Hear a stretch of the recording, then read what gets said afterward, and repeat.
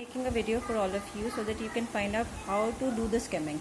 Now this is for academic as well as for journal students. This is not the passage related to academic or journal. I am just telling you how to do it, the process, right? I'm just discussing that. Now this is, suppose first of all I'll go with the topic, this title and the subtitle. After that, if you understand this, that's fine. Otherwise, this is passage 1, then the questions, right? These are the questions.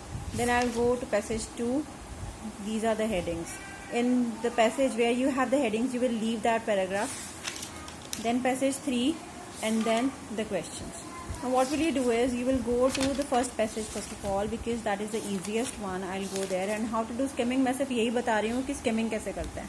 You will just, I'm not reading the paragraph, I'm just underlining the important words, right? I am talking to you actually, and I am underlining the important nouns or adjectives. If you find out something very relatable or some names, then I have already underlined that, and you can see. In this way you complete whole passage in 2 to 3 minutes, or chalo 5 minutes, right? After that you will go to the questions. Now what type of questions are there? Now you find which paragraph contains the following information. So I will leave this because it will take time. कौन से paragraph में है? Then this is list of people, because I can find the list of people very easily. This Kanaya, Sophia, and then Fan, then Rokia, Kabir, Pat, Muni. I can find out the names of these persons very easily in the passage. I'll find out who said this, right? And I will just mark the words there. I'll go to the question. Suppose the Kanaya is there, so I'll go here because I've already underlined. And then I'll read the above 2 lines, the below 2 lines, and I will find out which statement matches with this, and that will be complete.